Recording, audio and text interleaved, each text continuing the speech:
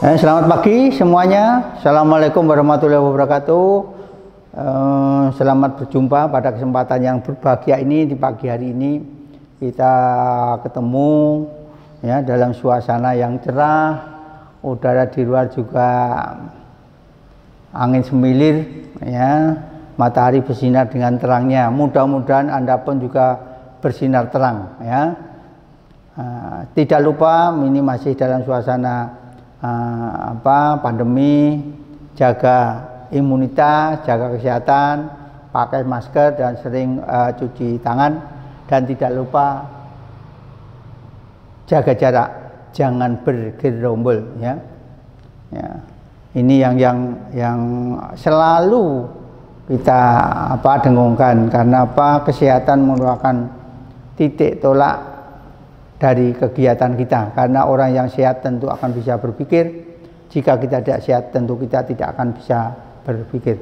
Oke, kita mungkin masih ada hal-hal yang perlu disampaikan pada saya terkait dengan perkuliahan yang lalu ya.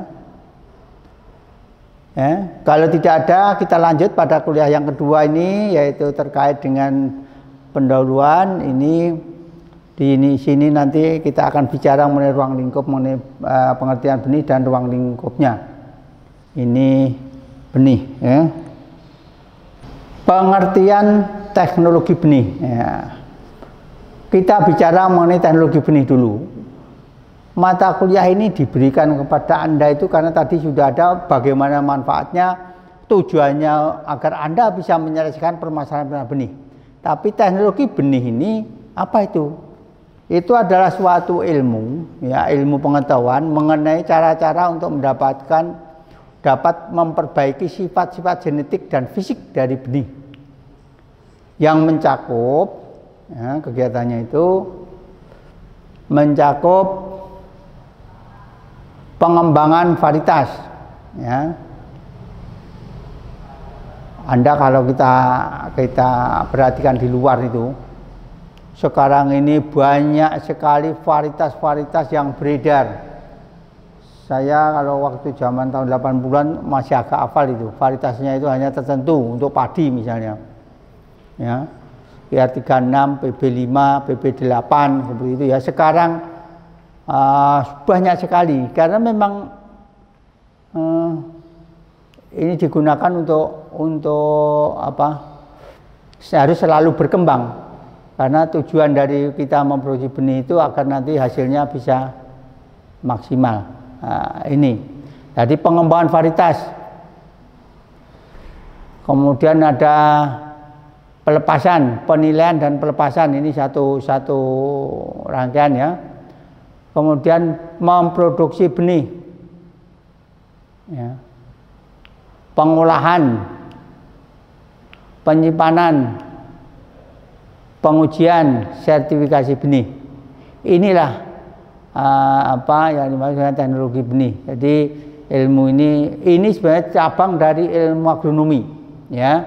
Ini cabang dari ilmu agronomi di mana khusus mempelajari tentang bagaimana kita bisa mempersiapkan atau memperbaiki sifat-sifat genetik dan fisik dari benih sendiri.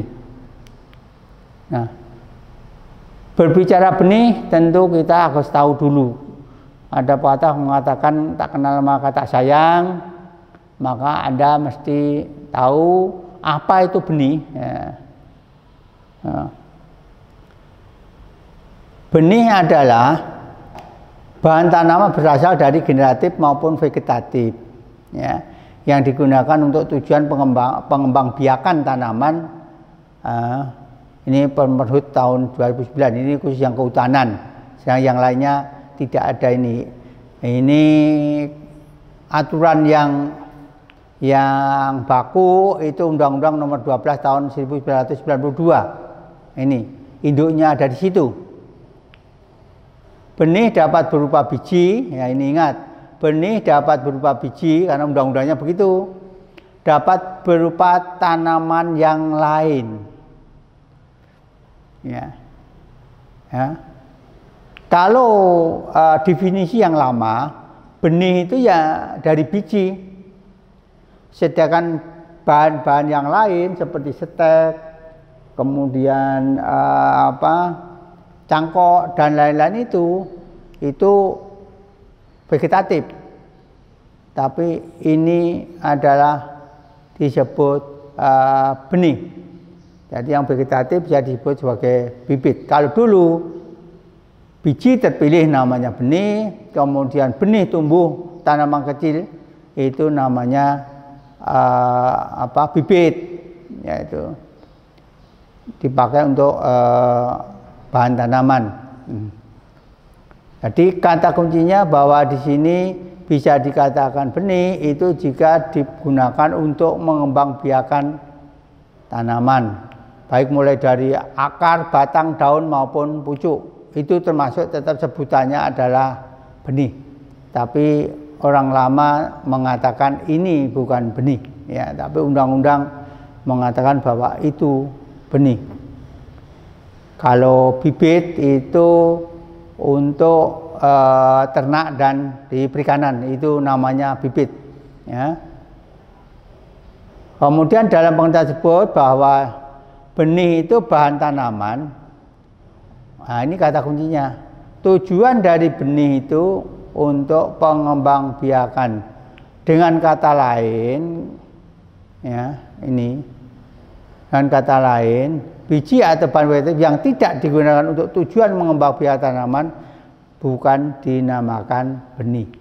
Jadi kalau kita panen biji, kemudian kita proses, keringkan, dan kemudian kita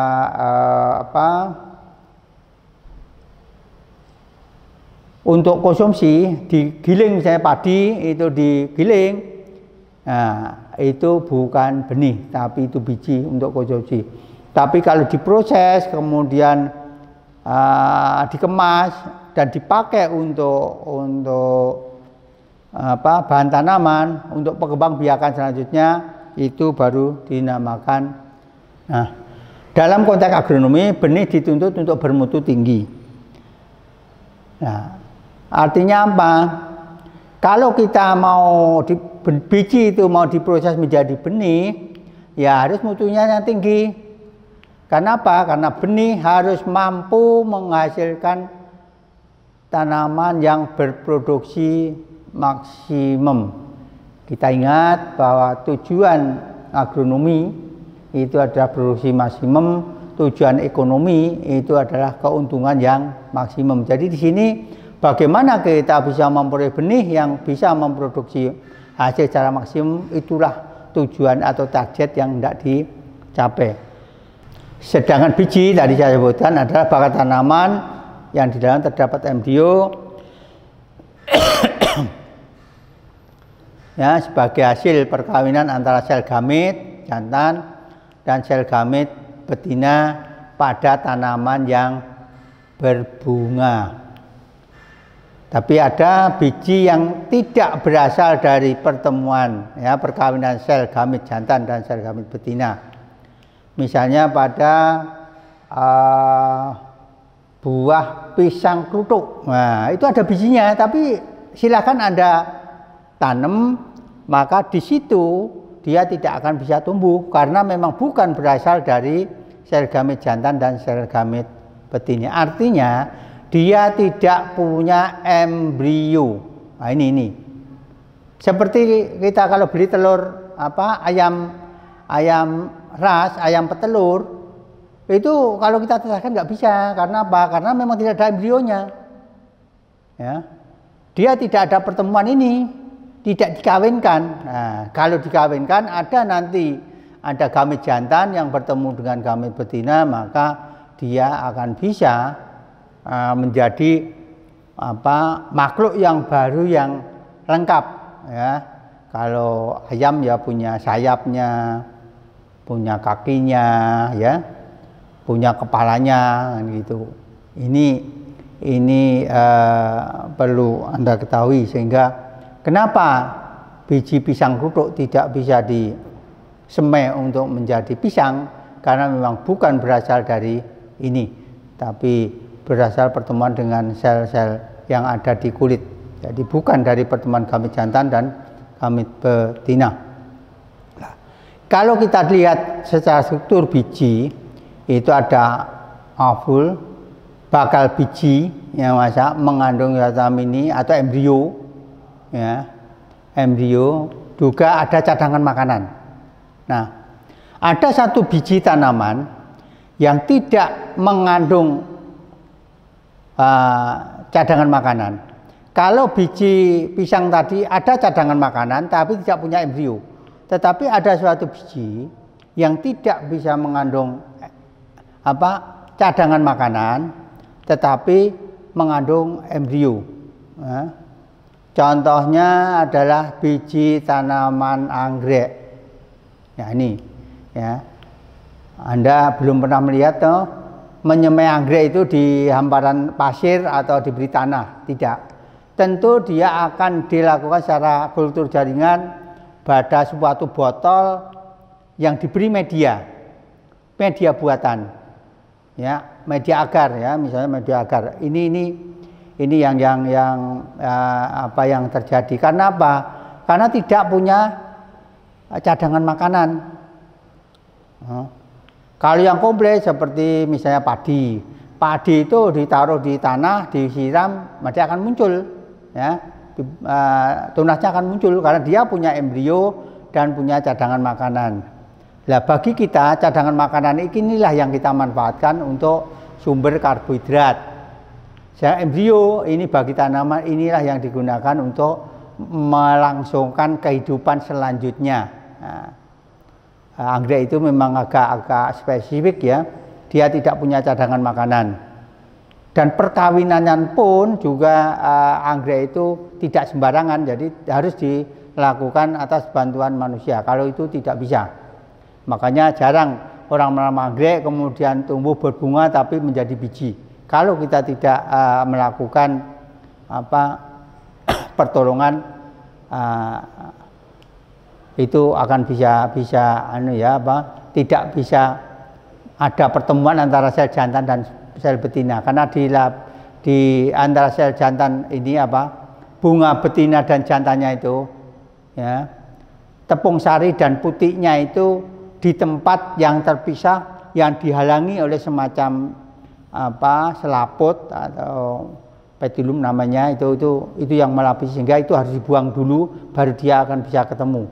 Dibuang kemudian kita bantu, kita ketemukan antara tepung sari dengan putiknya, kepala putiknya, baru bisa dia akan menjadi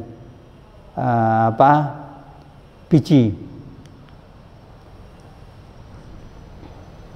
Nah, bicara benih, bicara mutu dari benih, tadi sebutkan di atas tadi, mutu benih, karena benih harus bisa menghasilkan tanaman baru yang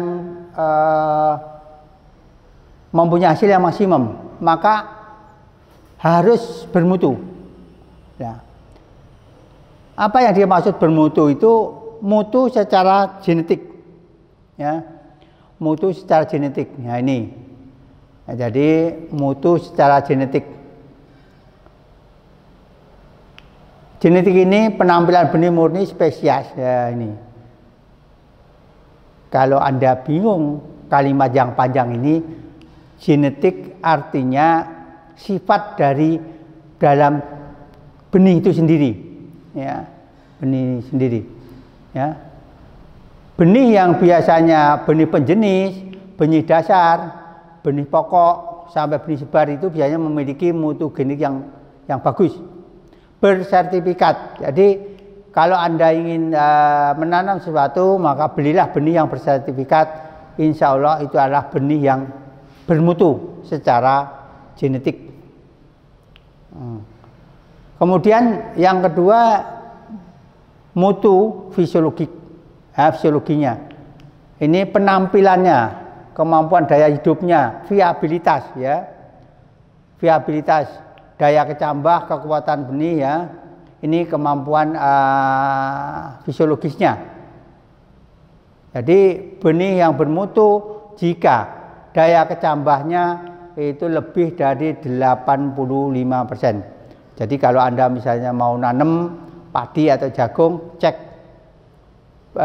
daya kecambahnya. Kalau kurang dari 85, misalnya 80 masih bisa. Tapi kalau kurang dari 60 itu nggak usah dipakai. Itu artinya mutu dari benihnya itu sudah jelek. Nah, selanjutnya dilihat dari genetik, kemudian fisiologisnya, juga fisiknya. Fisik. Ya. Bagaimana fisik itu? Penampilannya kayak apa? Tidak boleh ada yang kena tidak boleh ada kena hama penyakit, tidak ada gulmanya, ya. Juga murni, ya. Kemurniannya, itu semuanya dilihat. Seperti kalau saudara pilih pacar, maka yang pertama itu yang Anda lihat tadi,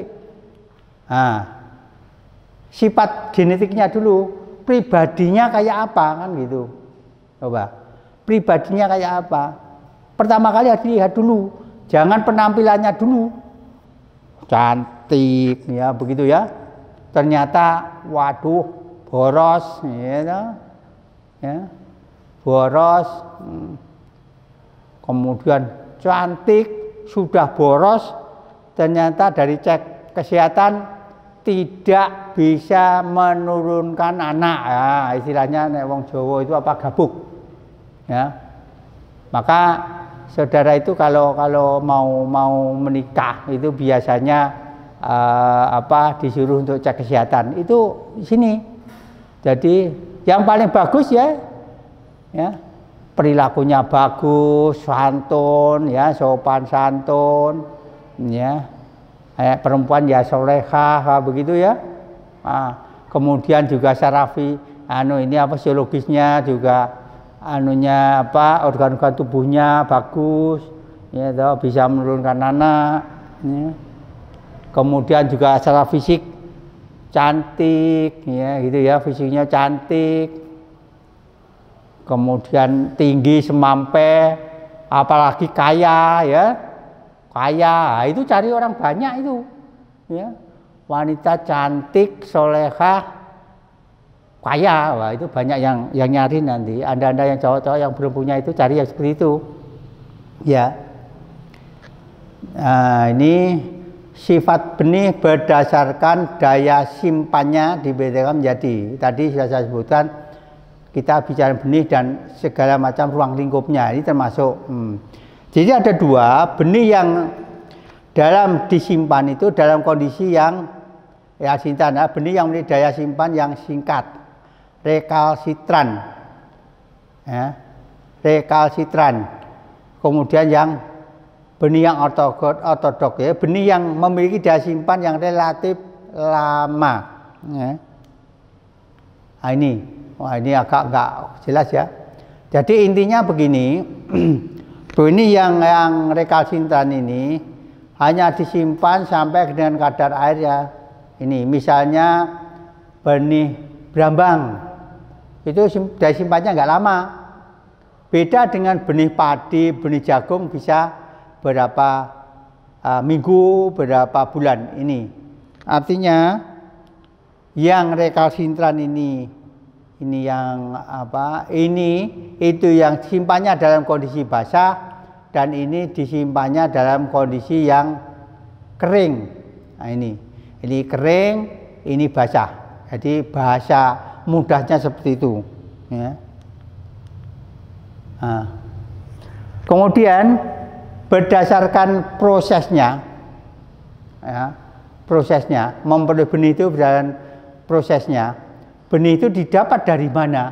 Itu ada benih yang generatif dan benih yang vegetatif.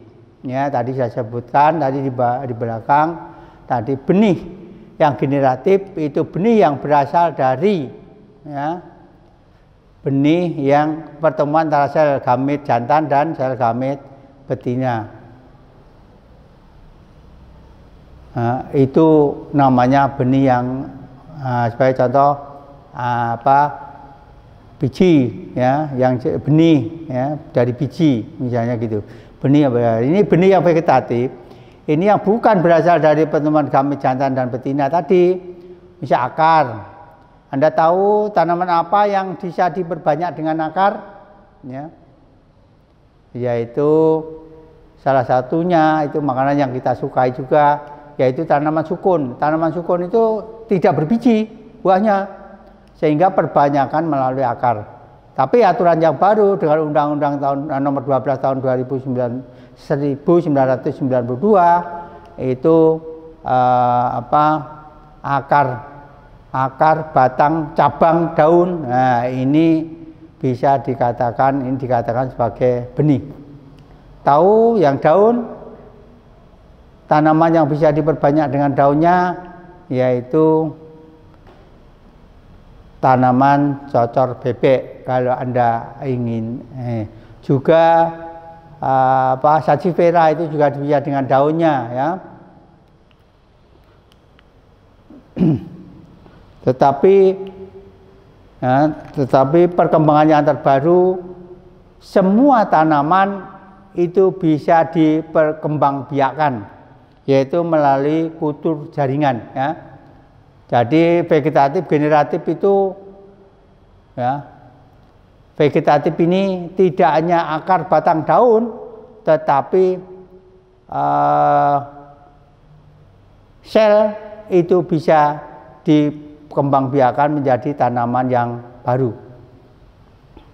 yang namanya dengan kultur jaringan. Karena apa? Kenapa tumbuhan itu bisa, kalau dipotong itu bisa tumbuh lagi, ada batang, ada daunnya, ya. Apa coba? Sel tumbuhan bisa berkembang menjadi tanaman baru,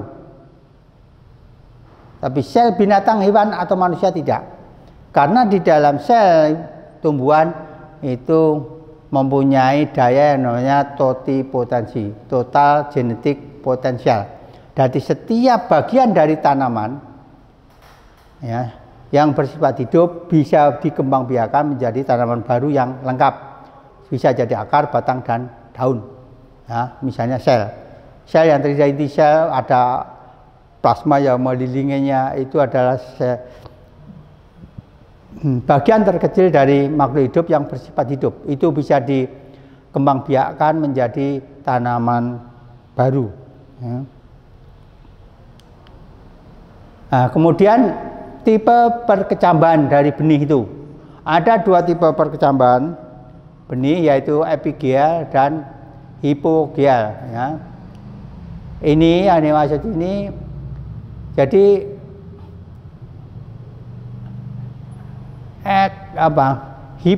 hipokotil, radikala dan hipokotil. Hipokotilnya memanjang sehingga kotiledon, calon pucuk, ikut terangkat ke atas. Jadi kotiledonnya itu terangkat di atas permukaan tanah. Itu namanya epi. Itu keluar.